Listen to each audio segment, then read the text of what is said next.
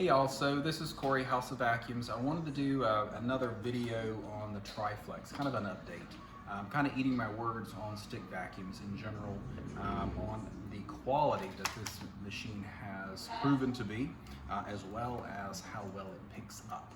But I wanted to do a comparison on what we've kind of come to accustomed to with the nozzles for cleaning our floors. So I'm going to flip this one over, so we can kind of show both of them. This is a Dyson, and this is kind of what we've, like I said, become accustomed to with them. So starting with the wheel system, this is just a hard plastic. That is it. These will scratch flooring. I have seen it time and time again, but that's all you get there for guiding. And then two hard wheels here, and then a little bit of pieces of felt here. These right here are almost like feathers.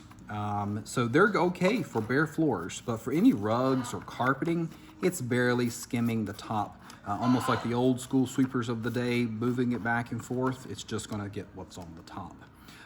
The other thing is with these, it has a very limited air channel in here. So with that being said, these will clog. And we see, again, a lot of those that do come in clogged there.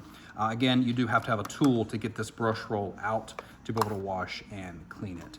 And then, you know, like I said, this is what we've become accustomed to, as why I've always been kind of negative towards stick vacuums in general, until Miele come out and game changed everything. So I'm gonna drop this one down. This is on the TriFlex Home Care Ruby Red version. You've got, starting with the wheels, rubber coated front and back. You have a full skid pad here of felt, and then you have a squeegee here.